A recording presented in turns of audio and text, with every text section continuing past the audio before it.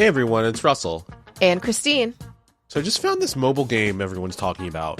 Royal Match. Gorgeous graphics and super fun puzzles. Bro, you're late. I'm already at level 700. I play it every day on the subway because it doesn't need Wi-Fi. Wait, what? I've got to catch up. Oh, and they just added new mini-games. They make it even more fun and challenging. Alright, show's over. I'm gonna go play. Download Royal Match on the App Store or Google Play today. Bonjour, ici Patrick Pierrat, éditeur d'Info Bref. Voici l'essentiel des nouvelles en ce vendredi 19 décembre.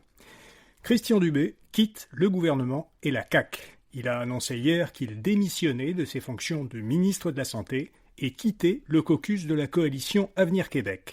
Le député de La Prairie en Montérégie siégera en tant que député indépendant jusqu'à la fin de son 3e mandat. Christian Dubé dit assumer pleinement sa part de responsabilité dans la conduite des négociations avec les médecins. Il reconnaît que des erreurs ont été commises. Mais l'ancien ministre déplore le retrait de plusieurs éléments essentiels, selon lui, de la loi sur la rémunération des médecins à la suite de l'entente que le gouvernement a faite avec les omnipraticiens. Dubé dit qu'il n'est plus la bonne personne pour piloter la réécriture de la loi. Maïté Blanchette-Vézina participera au congrès du Parti conservateur du Québec. La députée de Rimouski avait perdu en septembre son poste de ministre des Ressources naturelles et des Forêts lors d'un remaniement ministériel. Elle avait alors quitté la CAQ et siège depuis en tant qu'indépendante. Le Journal de Québec avait rapporté le mois dernier que l'ancienne ministre caquiste avait l'intention de collaborer avec les conservateurs. Elle envisagerait de déposer des projets de loi pour le PCQ, qui n'a actuellement aucun député à l'Assemblée nationale. Le Parti conservateur du Québec a annoncé qu'elle prononcera un discours lors du congrès du parti qui aura lieu fin janvier à Québec.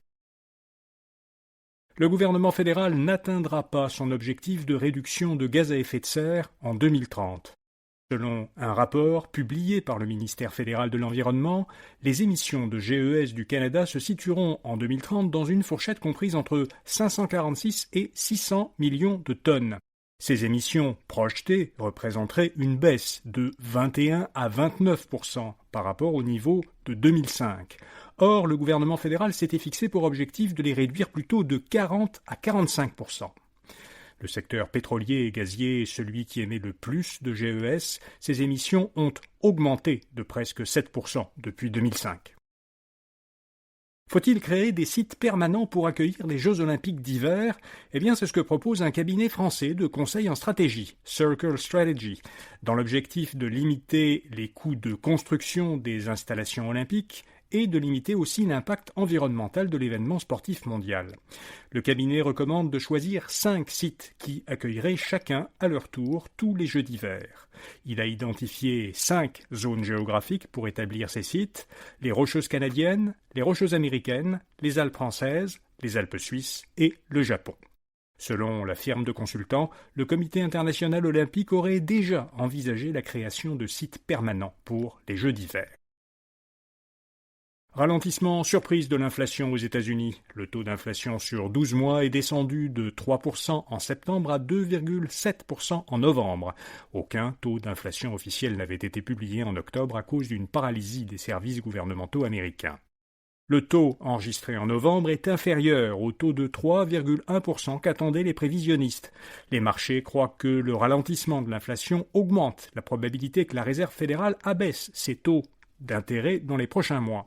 Ce regain d'optimisme s'est reflété dans les principaux indices boursiers nord-américains qui ont terminé la journée d'hier en hausse. La SAQ enregistre un autre recul de ses ventes. La Société des alcools du Québec a vendu moins de vin et de spiritueux au cours de son trimestre terminé en septembre qu'à la même période l'an dernier. Le volume des ventes en litres a diminué de 4%. Transat annonce son premier bénéfice annuel depuis 2018. La société mère Air Transat a déclaré pour son exercice financier terminé fin octobre un bénéfice de 242 millions de dollars. Il faut noter que le refinancement d'une dette envers le gouvernement fédéral a permis à l'entreprise de dégager un très gros bénéfice lors d'un seul des 4 trimestres, lors de son trimestre terminé en juillet. Transat a enregistré des pertes nettes pendant ces 3 autres trimestres. TikTok va devenir aux États-Unis une société sous contrôle américain. Selon une note interne à TikTok consultée par plusieurs médias, les activités américaines de la société seront transférées le 22 janvier vers une nouvelle co-entreprise nommée TikTok USDS Joint Venture. Une moitié de cette co-entreprise sera détenue par des intérêts américains, principalement par la société technologique Oracle et la firme d'investissement Silver Lake. Une société des Émirats arabes unis, MGX, fera aussi partie du groupe de nouveaux investisseurs.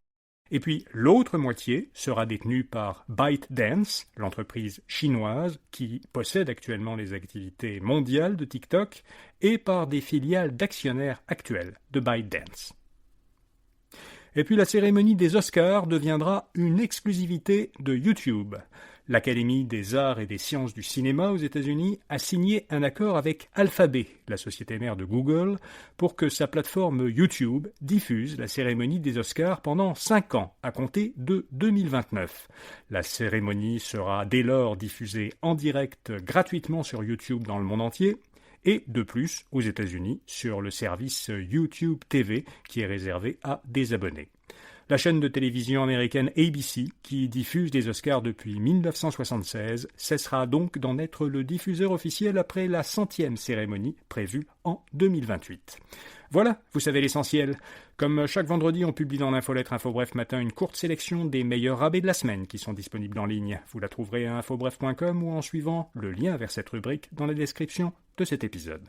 Bonne fin de semaine et à lundi matin.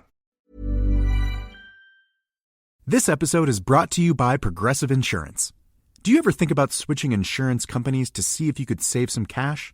Progressive makes it easy to see if you could save when you bundle your home and auto policies. Try it at Progressive.com. Progressive Casualty Insurance Company and Affiliates. Potential savings will vary, not available in all states.